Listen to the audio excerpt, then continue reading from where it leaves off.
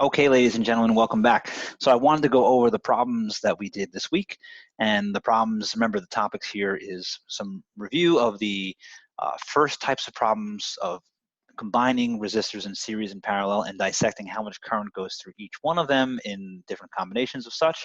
And then using what we expanded upon in the recent videos about basic circuits, basic circuit elements, and basic circuit analysis, all of our rules, etc., and solving some simple problems with those. So that's the goal for today. So I want to be able to jump right in. That way we get as many problems done without taking up a tremendous amount of your time. So let's do it. So here are the first two sets of problems that I want to do. And again, if we take a look at these, we see that this is a classic type of example where we know all the batteries, namely there's only one battery in each circuit, which is nice, but we know the total voltage clearly. And we know each resistor. We know the total resistor, therefore we can compute the total resistance and find the current through each. Again, from a conceptual standpoint, why are we going to use that method of attack? Because we know all the batteries and we know all the resistors. So we don't need to do anything by closed loops and summing it and setting it equal to 0. We could, obviously, if we wanted to, but here we don't have to do that. So let's go and make sure that we're with it on how to use our most basic of rules, which is how to dissect things in series and parallel. So doing the first problem, okay, again, if we're an electron leaving our dorm, we leave with 60 bucks or 60 volts in our pockets, and the first thing that we encounter is a junction at point D. So whatever happens there, we know that it's going to split. Some of us go up, some go down. The ones that go up go through R3 and R4, which tells us right away that R3 and R4, since it's with a junction, are in parallel. So therefore, we can compute the total resistance 1 over R34, which is 1 over R3 plus 1 over R4.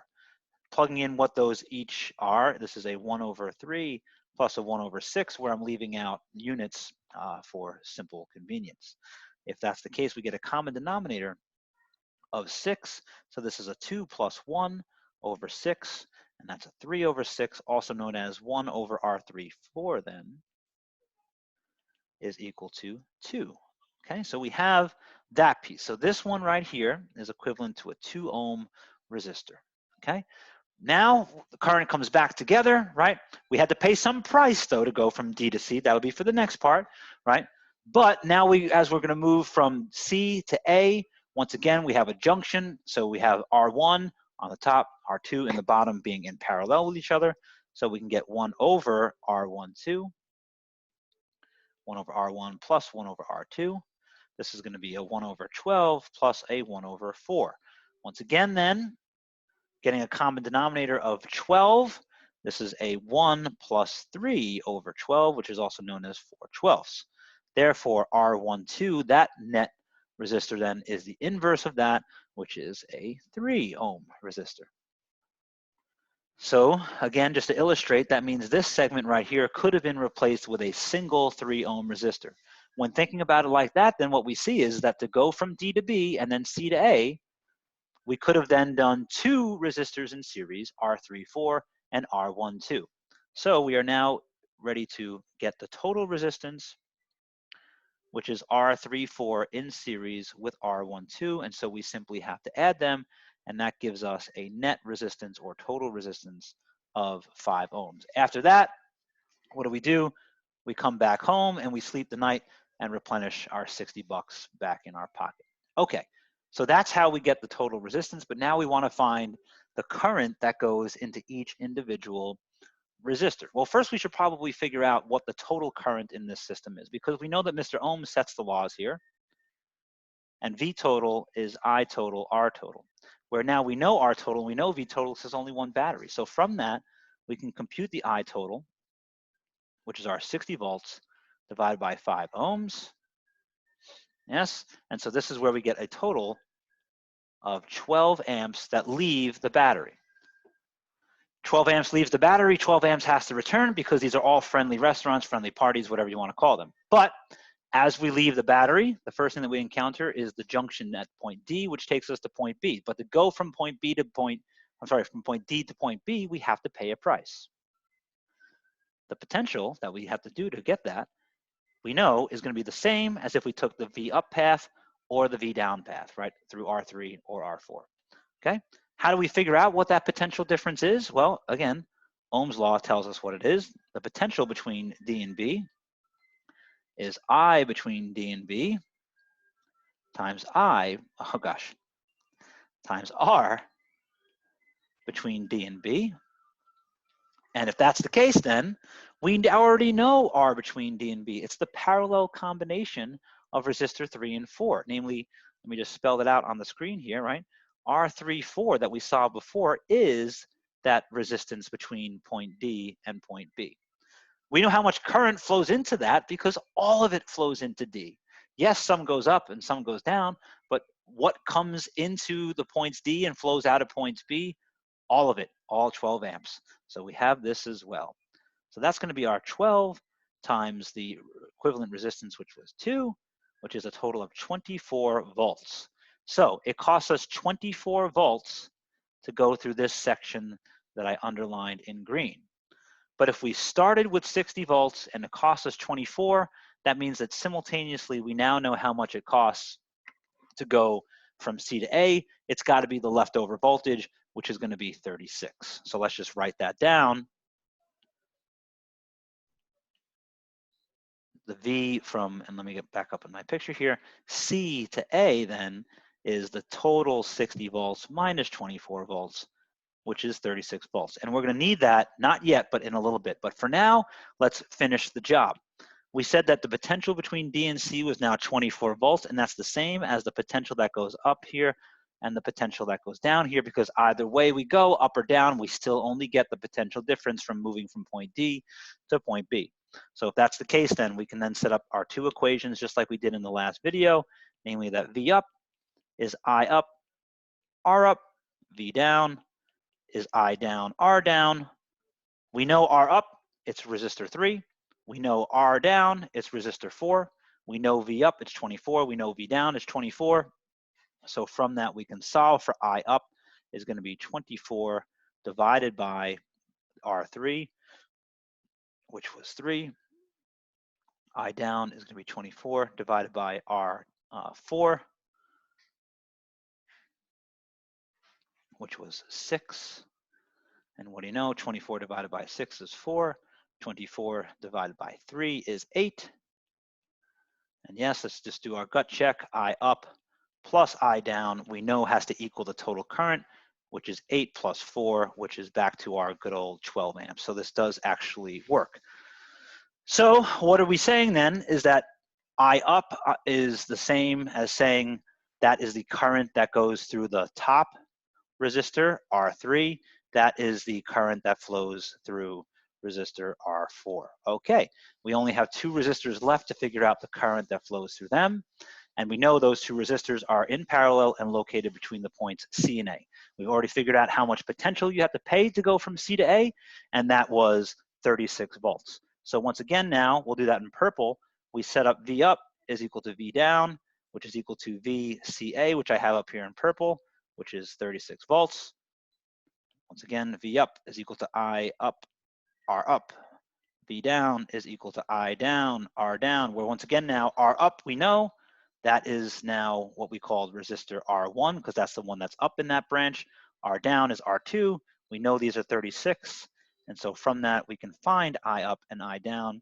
This is going to be our 36 divided by R up was 12. And this is going to be 36 divided by R2, which was 4. This is a total then of 3 amps. This is a total of 9 amps. And what do you know? 3 plus 9 does give us 12. The world is a happy place. Okay, so again, we did this the exact same way that we did the previous problems in the videos, where we first found the total resistance by using our parallel and series rules, and then we realized that at a junction, the current does split, but the potential's got to be the same.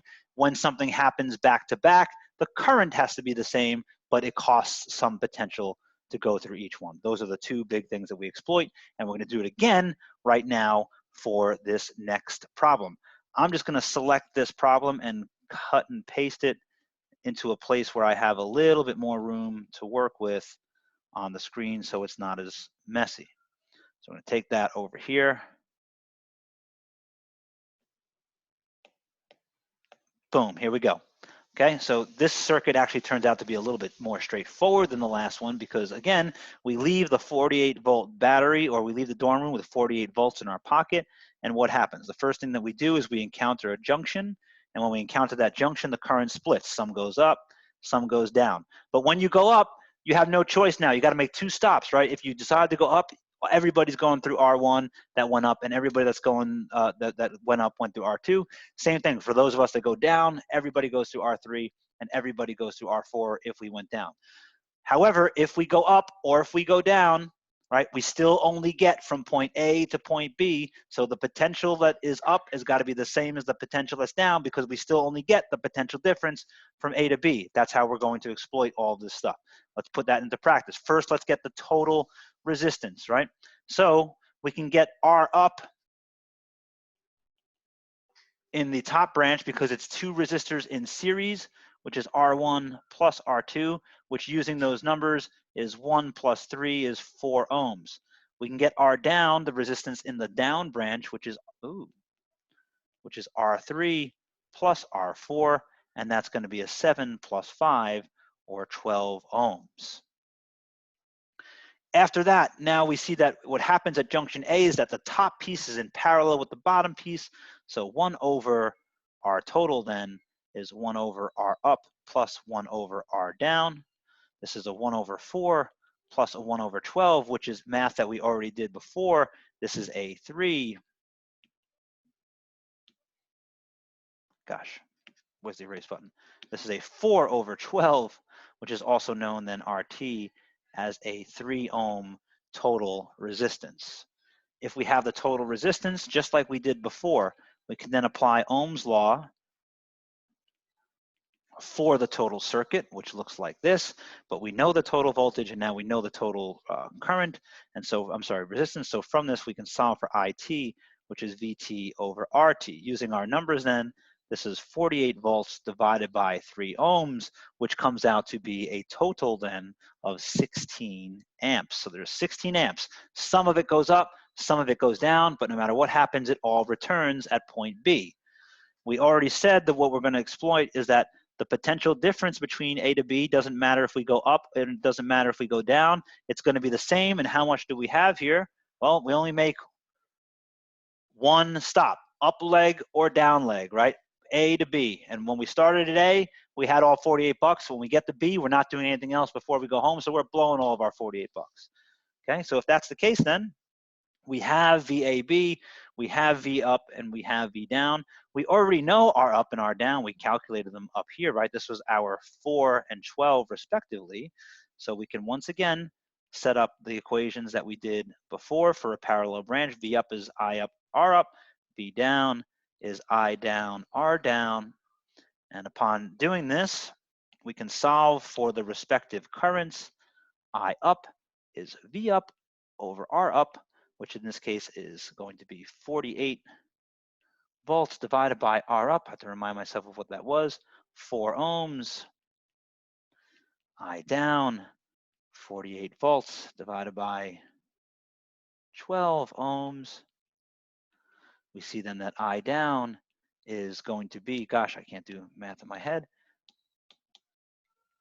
This is going to be 4 amps, and this one is going to be 12 amps. And once again, we see that 12 amps plus 4 amps, namely I up plus I down, better be I total. And yes, this is exactly what we have here. And again, the world is a happy place with wings.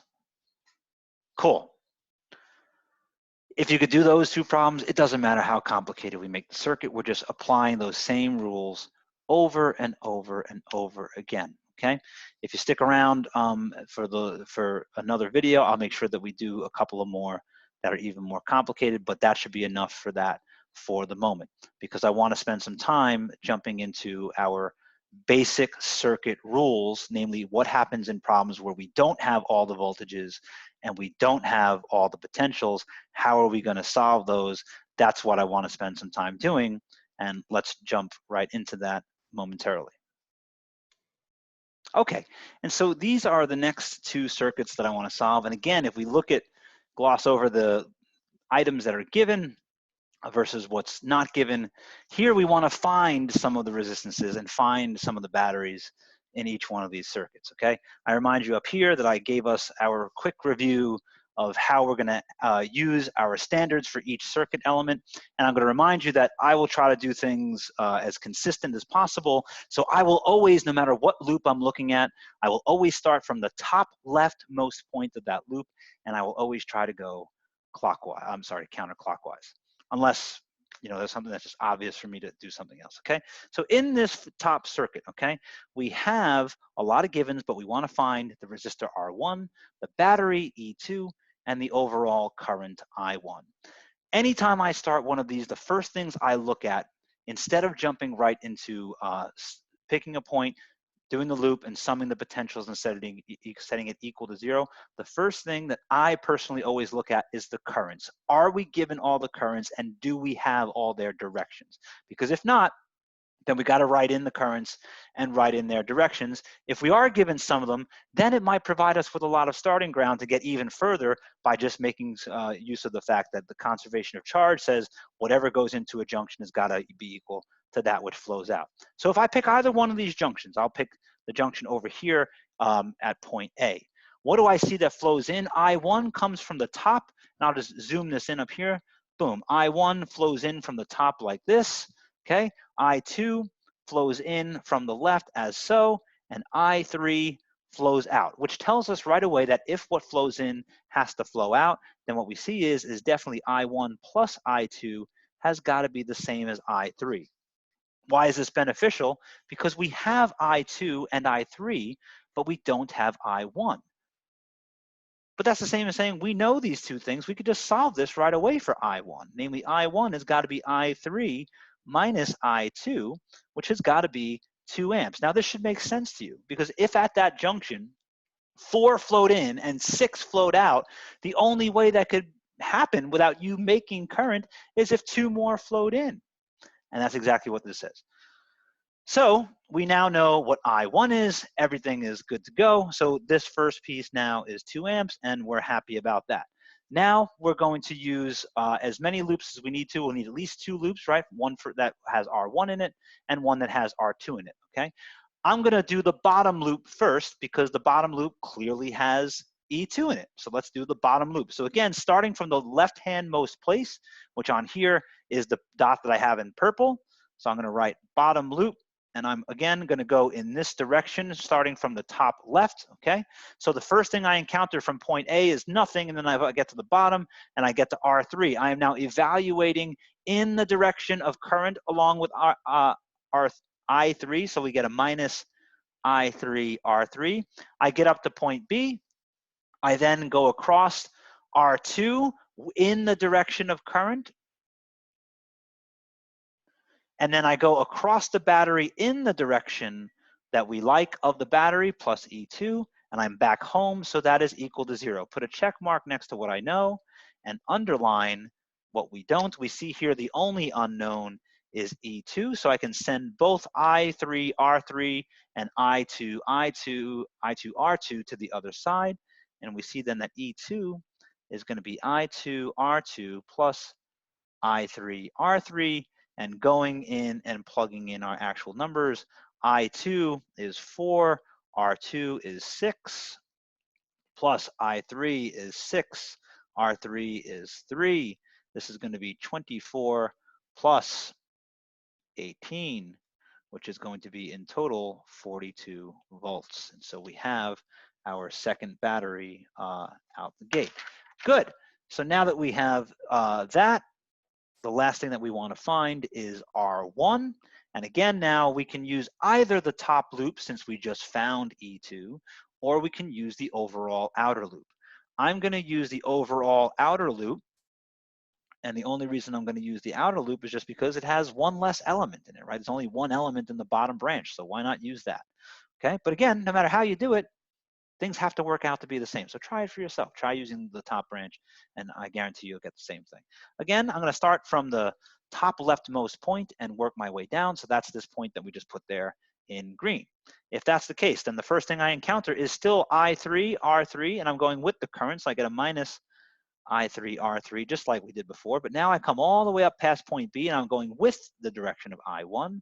So I lose an I1, R1. I go in the direction of the battery, across the terminals from negative to positive, and I'm back home, so that's equal to 0. Put a check mark next to what we know, and underline what we don't. The only unknown here is E1. Gosh, that is a total lie. We know E1. The only unknown here is R1, so let's solve that for R1. So if I move that term to the other side, I see that E1 minus I3 R3 is equal to I1 R1, and then divide both sides by I1, so that R1 then is E1 minus I3 R3 over I1. Using the values that we have over here then, what we see is that this is 28 volts minus an I3 is 6 times R3 is 3, 6 times 3, 18, divided by I1, which is 2. This is 10 divided by 2, 5 ohms. Let me make that 5. Oh gosh, I made it worse. Let me make that 5 ohms clearer. And we have it. We have all the unknowns that we wanted. Again, why did we resort to this technique of using the current in is equal to the current out, and using the fact that the change in potential across a closed loop is 0. Why do we use that approach as to the approach that we used for the previous two problems?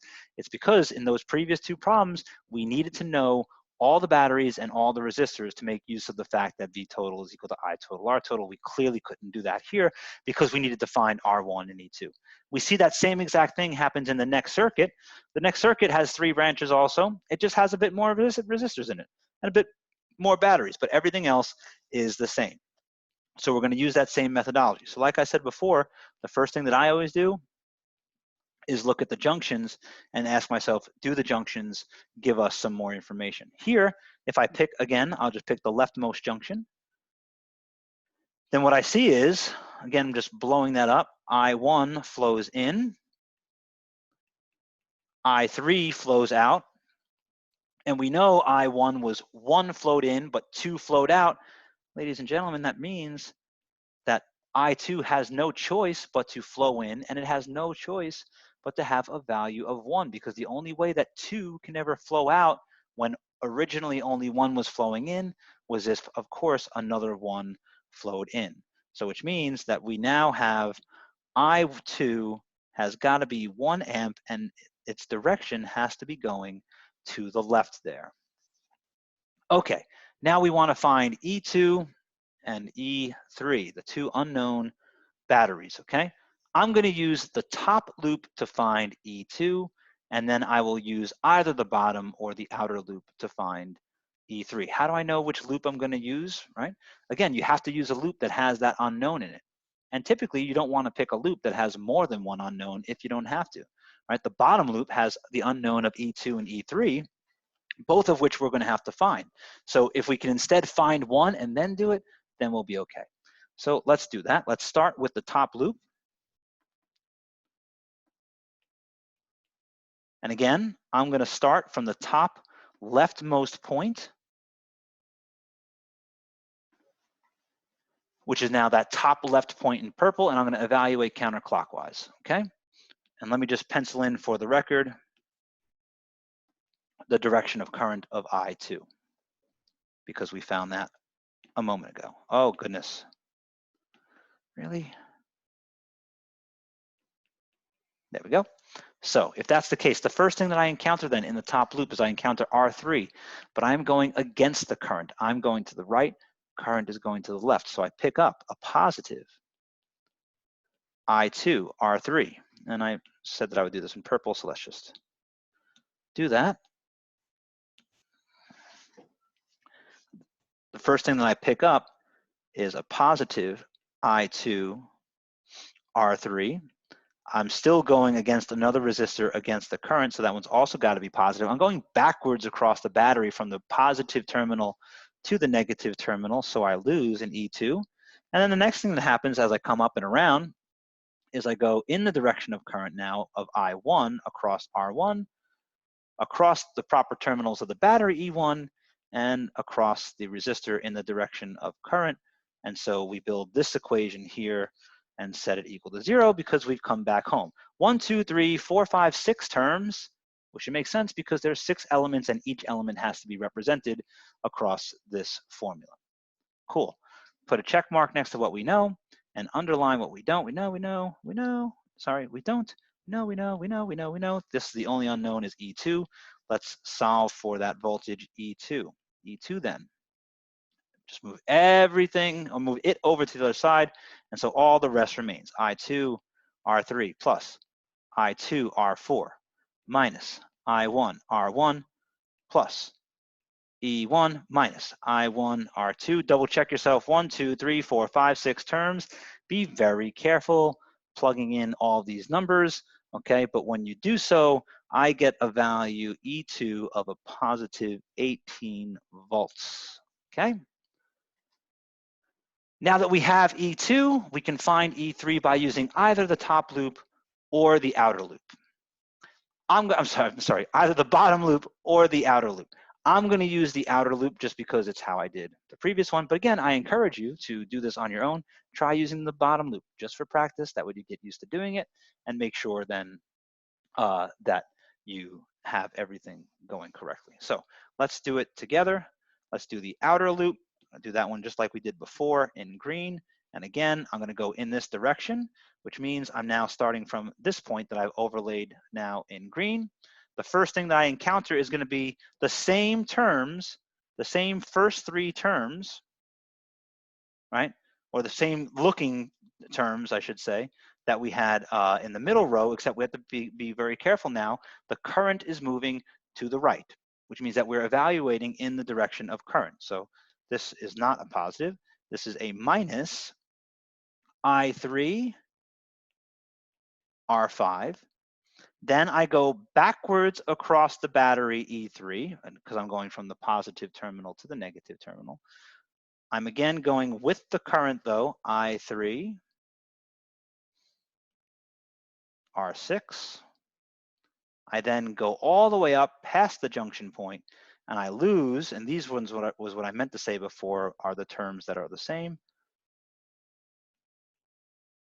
because it's the top branch, and we're back home. 1, 2, 3, 4, 5, 6 terms because there are 6 elements. The unknown here is E3, so move it to the other side. And what we see is it's all the things that are left over.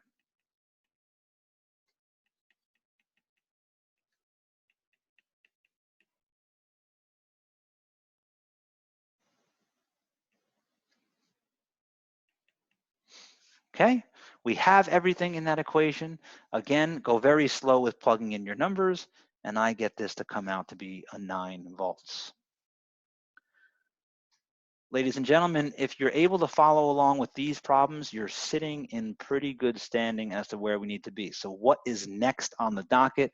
Next on the docket is taking these rules that we have now and just looking at circuits that are more and more complicated. What does that really mean?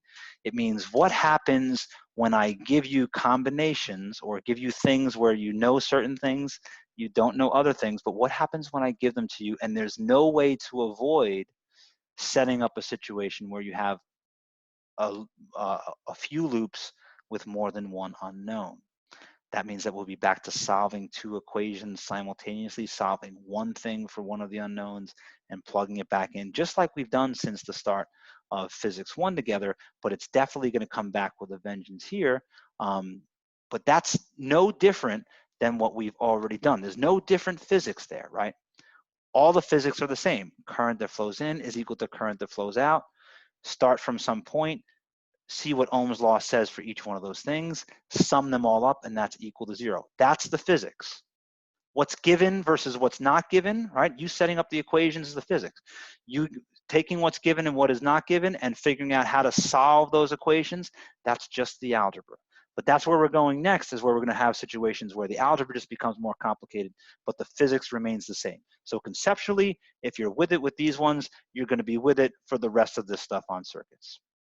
As always, ladies and gentlemen, questions, comments, complaints, or concerns, please don't hesitate to email me, and I look forward to seeing you all really soon, and I hope you have a fantastic weekend.